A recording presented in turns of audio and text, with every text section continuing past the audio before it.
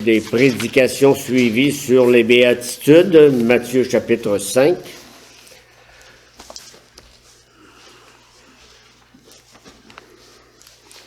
Je vais lire les 12 premiers versets, mais la prédication d'aujourd'hui est sur la béatitude numéro 4, verset 6. Prions notre Dieu.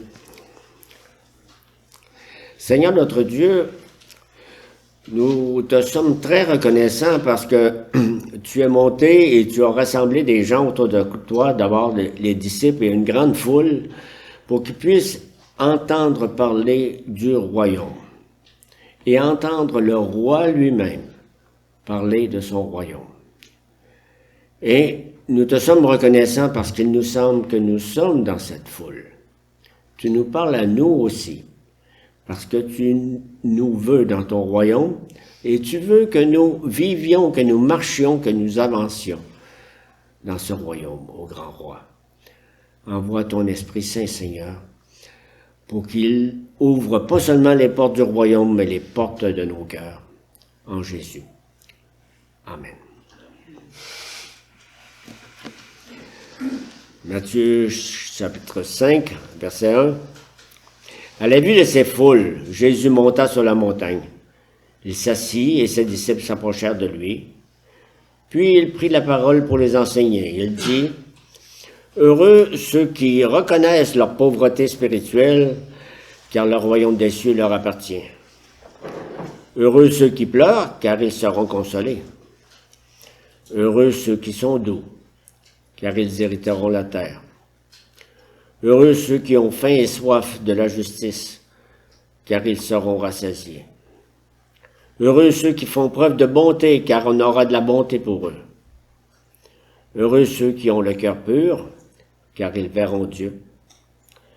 Heureux ceux qui procurent la paix, car ils seront appelés fils de Dieu.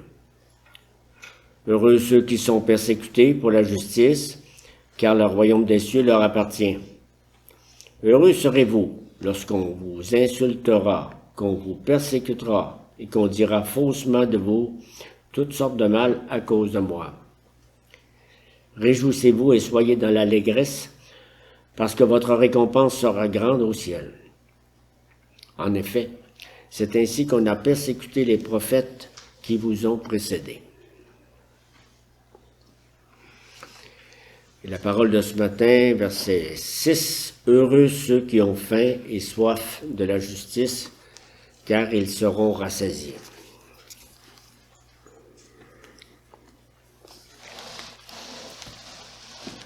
Combien de personnes meurent de faim chaque année dans le monde? Les chiffres les plus récents nous disent que 9 millions de personnes meurent de faim chaque année dans le monde. 9 millions.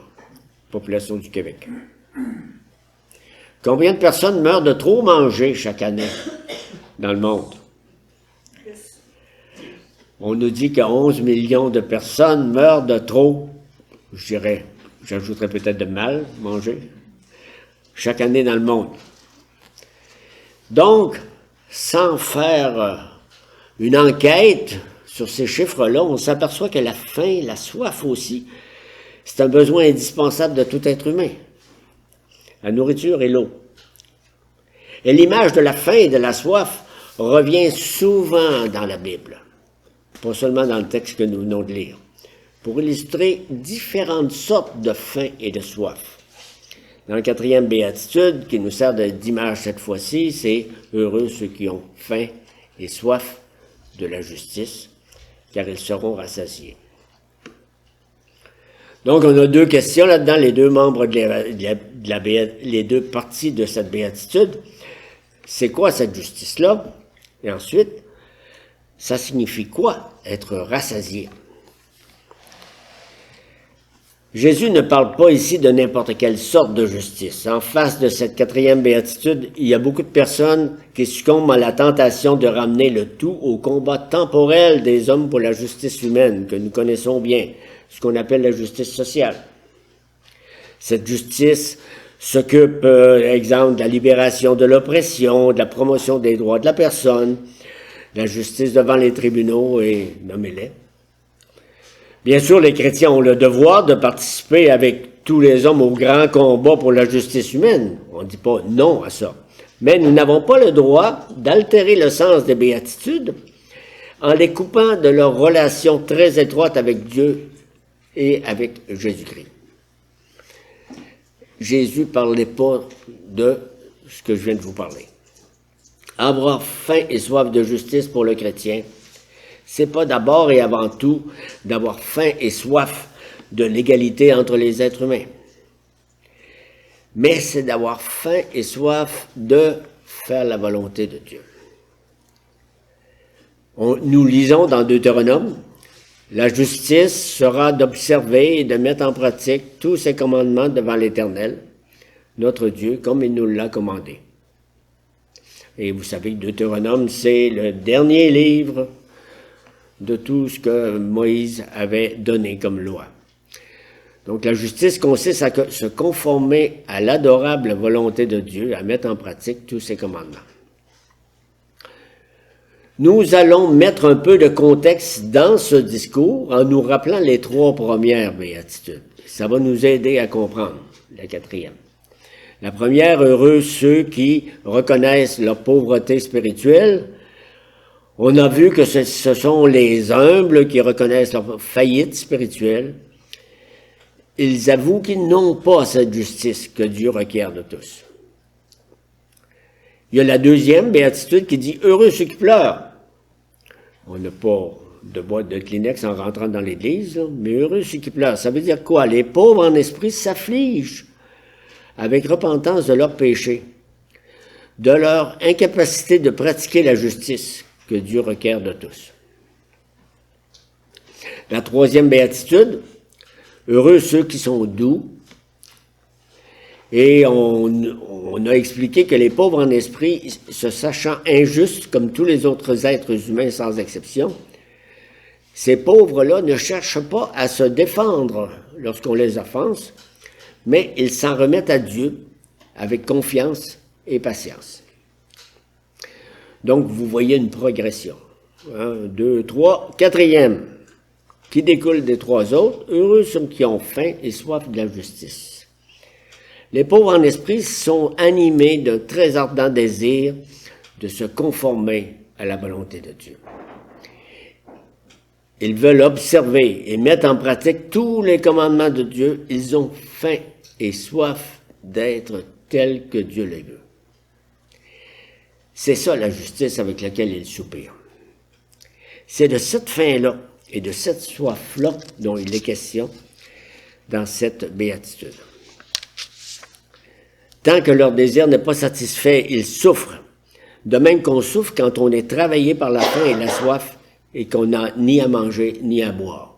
Je ne sais pas si ça vous est arrivé, mais c'est toute une souffrance de sentir la faim, la soif et d'avoir rien pour la satisfaire.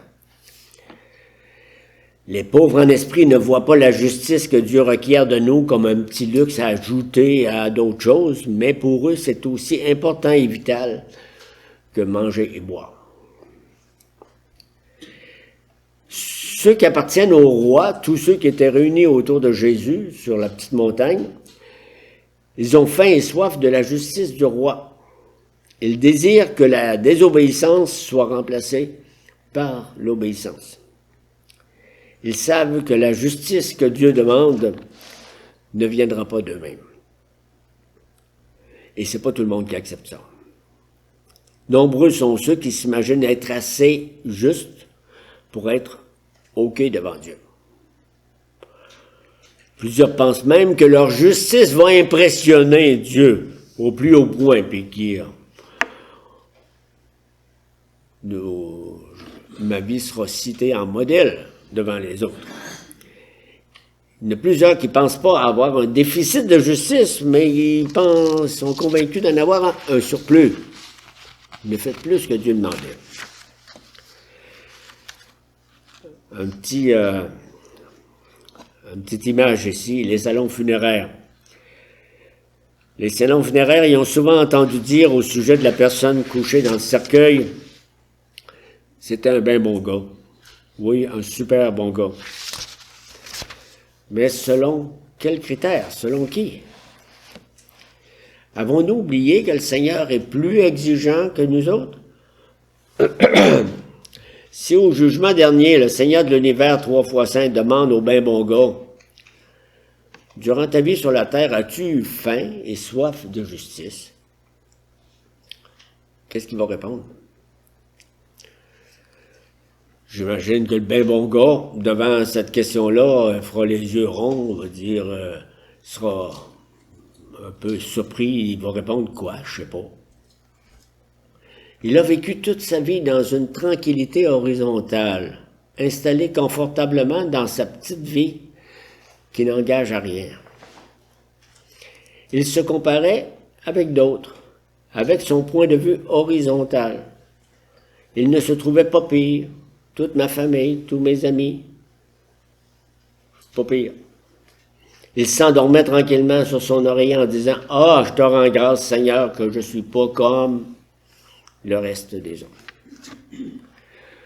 Le ben bon gars allait à l'église par routine, sans trop bougonner. Il ajoutait un petit peu de Dieu à sa vie, comme on ajoute des condiments dans l'assiette, de temps en temps, quand ça faisait son affaire.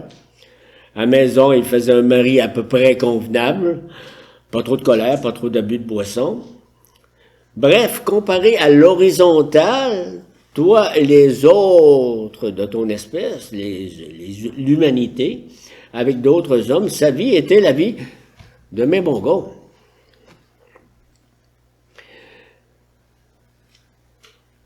Mais ici, le salut se trouve dans la relation verticale. C'est-à-dire que notre terme de comparaison, c'est pas à gauche, à droite de nous, mais c'est au-dessus de nous. Vous entendez ça? C'est Dieu et la perfection infinie de Dieu que Jésus relate à la toute fin de son discours sur la montagne. Soyez parfaits comme votre Père dans le ciel est parfait. Les pauvres en esprit ne se pensent pas des bien bonnes personnes, mais ils se savent en eux-mêmes impuissants à se sauver. Face à ce « soyez parfaits », je ne suis pas un bien bon gars. Ils savent très bien que le salut est quelque chose de tellement dispendieux qu'ils sont incapables de payer ça. Le plus grand obstacle qui empêche les pécheurs de recevoir l'Évangile, c'est la confiance qu'ils placent dans leur propre justice. Et on l'entend tous les jours, vous le savez. Et la bonté qu'ils croient avoir. Dans son épître aux Romains qu'on a lu tantôt, l'apôtre Paul s'afflige que plusieurs n'ont pas compris comment Dieu rend les hommes justes devant lui. Et Paul dit que les Juifs, son peuple, ils ont cherché à établir leur propre façon d'être justes. Et ils ne se sont pas soumis à l'œuvre salutaire de Dieu. Ils étaient tous des bien bons gars. Quand quelqu'un abandonne tout espoir de se sauver lui-même, toute confiance en sa propre justice, et qui commence à avoir faim et soif du salut que procure la justice de Dieu, il sera heureux par la grâce de Dieu. Donc, ça nous emmène à la deuxième question. Il va être rassasié. C'est quoi, être rassasié de justice? La réponse à cette question parcourt toute la Bible et plonge nos cœurs dans le plus grand bonheur qui soit. Et je reviens à la première lecture que nous avons entendue tantôt, Ésaïe chapitre 61. Et Ésaïe, il nomme pas Jésus-Christ, parce qu'il est un prophète plusieurs centaines d'années avant Jésus-Christ, mais il nous parle de Jésus-Christ qui est notre justice, notre salut. C'est Jésus qui a répondu à ça plus tard. Il a pris ce que nous avons entendu comme texte, puis il dit « Aujourd'hui, c'est accompli devant vous. » Souvenons-nous qu'à Nazareth, justement, dans la synagogue, après avoir choisi et lu ce texte d'Ésaïe, Jésus a dit « Aujourd'hui, c'est accompli. » Et dans ce texte d'Ésaïe 61, l'Éternel Dieu annonce de super bonnes nouvelles à ceux qui sont humiliés, aux pauvres en esprit, pour guérir ceux qui ont le cœur brisé, pour proclamer aux déportés la liberté aux prisonniers la délivrance, pour proclamer une année de grâce de l'Éternel et un jour de vengeance de notre Dieu, pour consoler tous ceux qui sont dans le deuil. Et ce sont ceux qui pleurent de la deuxième, heureux ceux qui pleurent de la deuxième béatitude. Nous lisons ici que Dieu donne de la joie au lieu du deuil, un vêtement de louange au lieu d'un esprit abattu. Leur joie sera éternelle. Ils seront bénis. Et j'insiste sur le verset 10 de ce texte qui dit « Je me réjouirai en l'Éternel, tout mon être tressaillira d'allégresse à cause de mon Dieu, car il m'a habillé avec les vêtements du salut, il m'a couvert du manteau de la justice. » Ça veut dire que la justice après laquelle les pauvres en esprit soupirent tant qu'ils n'ont pas, elle vient d'en haut. Elle vient de Dieu. Elle descend du ciel. Dieu la donne en cadeau. L'image qu'on a ici, il m'a habillé avec son vêtement.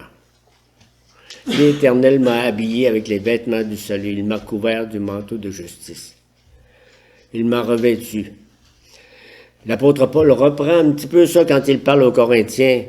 Il écrit très clairement que Jésus-Christ est notre justice. La justice de Jésus est créditée en compte en faillite du pauvre en esprit qui la reçoit par la foi. Et un autre bon exemple de ça, c'est Abraham, Genèse chapitre 15. Abraham, qu'est-ce qu'il a eu à faire pour être juste? Croire. Dieu, par pure grâce, nous donne et nous impute. Je voulais sortir, ça vient du catéchisme de Heidelberg, ce que je vous dis là, au numéro 60.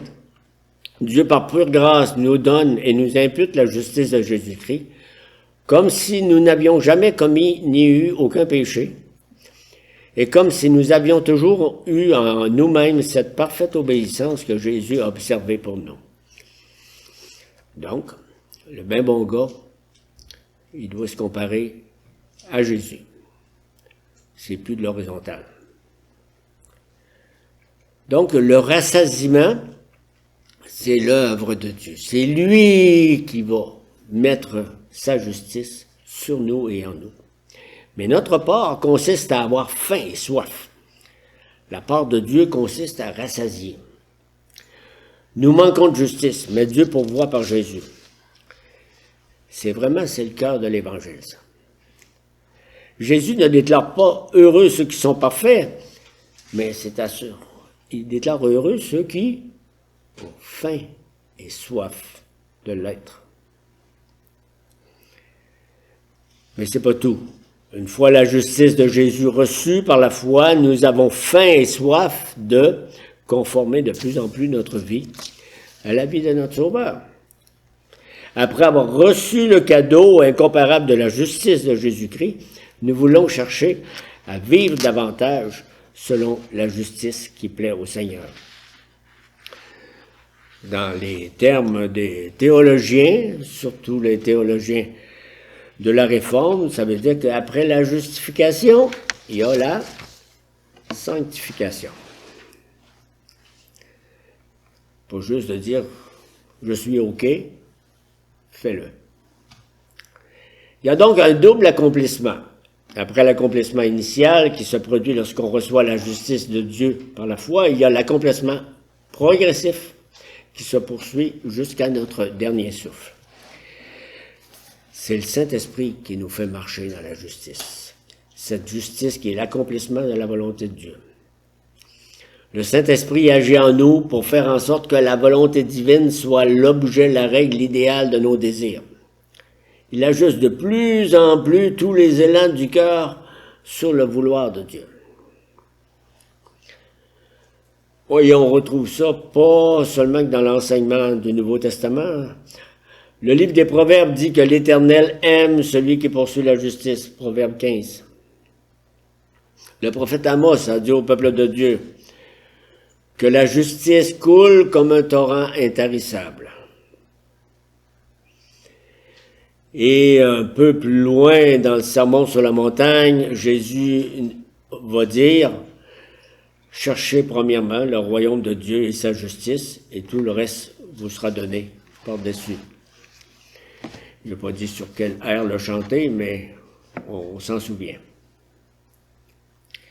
Le Saint-Esprit nous équipe et nous rend en mesure de vivre de plus en plus une vie qui plaît au Seigneur et une vie qui l'honore. En d'autres mots, un vrai chrétien, il a faim, il a soif d'être comme son Sauveur. La personne qui n'a pas faim, qui n'a pas soif de justice, n'a pas de part dans le royaume de Dieu. Donc, avoir faim et soif de justice, c'est vouloir ressembler à celui qui nous parle, le roi, ressembler à Jésus. Et nous serons rassasiés parfaitement le jour où, comme dit l'apôtre Jean dans son épître, nous serons semblables à lui. Alors s'accompliront parfaitement les belles paroles que nous entendons dans l'Apocalypse. Apocalypse 7, ils n'auront plus faim, ils n'auront plus soif, car l'agneau qui est au milieu du trône les fera paître et les conduira aux sources des eaux de la vie. Et Dieu essuiera toute larme de leurs yeux. C'est justement la réponse à toutes ces béatitudes que nous lisons dans l'Apocalypse. Je vais tirer deux applications de ce qu'on vient de dire, entendre.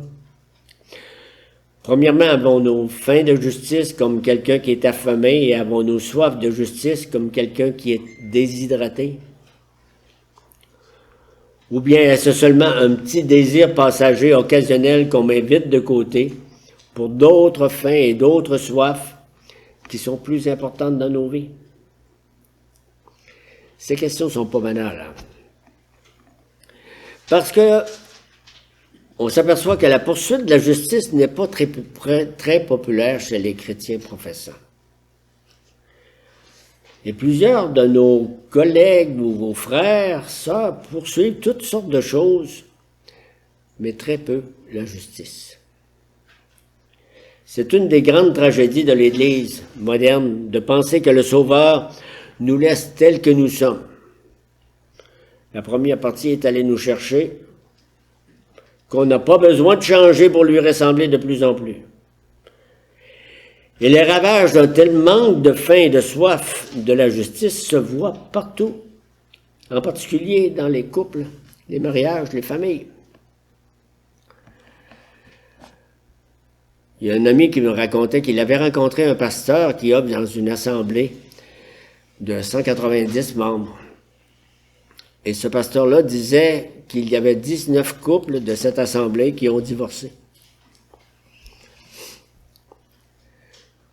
C'est juste seulement des chiffres, là. Ça se produit parce que nous avons plus faim et soif de satisfaire nos convoitises trompeuses que de ressembler au Seigneur Jésus. Nous avons plus faim d'avoir raison, d'avoir le dernier mot à tout prix, ou plus faim de vengeance que de ressembler au Seigneur Jésus. Une chicane commence, ça finit jamais. Un chrétien m'a dit un jour, la réussite de mon mariage, c'est la job de Dieu, pas la mienne. Il s'en lavait les mains, comme on dit. Et il y arrive ce que l'autre pasteur a constaté dans sa grande assemblée. Avons-nous faim et soif de justice plus que de toute autre chose? Ou bien nous trouverons-nous confortables dans nos vieilles pantoufles de pécheurs? Une deuxième application, c'est nous avons besoin de saisir qu'il n'est pas possible de concevoir une faim et une soif qui donnent plus de bienfaits, plus bienfaisantes que la faim et soif de justice. Je le répète, nous avons besoin de saisir qu'il n'est pas possible de concevoir une faim et une soif qui apporteraient plus de bonheur que la faim et la soif de justice. Parmi les autres témoignages, j'en ai quelques-uns ici, un athée a dit « Au fond des 20 plaisirs que j'appelle à mon aide, je trouve un tel dégoût que je me sens mourir. Vous l'avez probablement déjà entendu. Un autre a dit, je bois à la gourde vide du sens de la vie. La vie n'a plus de sens. Un autre encore a dit, je meurs dans l'ensorcellement des bagatelles, de tous les messages qui m'arrivent de partout. Je meurs. Ça ne satisfait pas ma faim et ma soif de justice. Ça illustre le désarroi, la désillusion de ceux qui ont faim et soif, mais qui ne vont pas à Dieu, où là seulement se trouve le rassasiement et la satisfaction.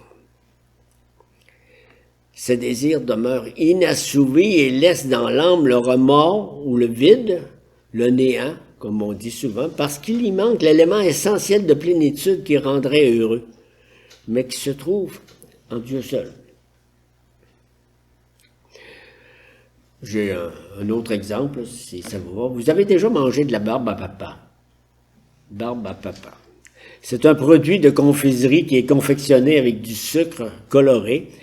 Et ce sucre est transformé en filament que l'on entoure autour d'un bâtonnet. Ça fait comme une grosse boule rose ou jaune, jusqu'à former une sorte de boule qui fait penser à du coton. Ça ressemble à des filaments de coton.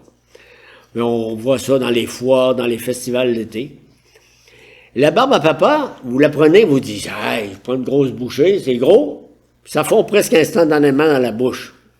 C'est pas nourrissant. Ça ne fortifie pas votre corps. Vous pouvez manger 3 boules comme ça, puis ça ne satisfait pas, c'est trompeur. Comme les 20 plaisirs après lesquels nous courons trop souvent. Je pense à ce texte bien connu de Paul dans 1 Timothée 6, ceux qui veulent s'enrichir tombent dans la tentation, dans le piège et dans une foule de désirs insensés et pernicieux qui plongent les hommes dans la ruine et la perdition. Mangez-en de la barbe à papa. Quel contraste avec les paroles suivantes de notre Sauveur Jésus. Ma nourriture est de faire la volonté de mon Père qui m'a envoyé et d'accomplir son œuvre, ce qui répondait à ses disciples sur le bord du puits de Samarie. Jésus avait faim, avait soif de faire la volonté de son Père. La volonté de son Père accomplie avec obéissance à la suite de Jésus par la puissance du Saint-Esprit. Il n'y a rien de plus bienfaisant et constructeur de bonheur que ça. Quand on a goûté réellement à ce plan de bonheur que Dieu nous prescrit, les autres poursuites terrestres deviennent sans goût, insipides. C'est fade. Nous nous réjouissons de nous orienter vers un style de vie en conformité avec la volonté de Dieu. Et nous ne dérivons pas sans but sur une mer de religiosité vide. On fait des choses, on ne sait pas pourquoi. Mais nous faisons nos délices de la parole de Dieu, car c'est dans cette divine parole que nous apprenons ce que signifie se conformer à la volonté de Dieu. Heureux ceux qui désirent avec ardeur vivre comme Dieu le demande. Autrefois, quand Satan les appelait, ils couraient faire sa volonté. Et quand Dieu les appelait, ils se traînaient les pieds. Mais désormais, les lueurs trompeuses des séductions diaboliques ont perdu leur éclat, comme les étoiles qui disparaissent dès le lever du soleil. Ils ont trouvé infiniment mieux dans le Seigneur. Ça, c'est la lumière du Seigneur. Heureux ceux qui ont faim et soif de la vraie justice, de la vraie nourriture éternelle, car ils seront rassasiés. C'est le bonheur, c'est la promesse de cette béatitude.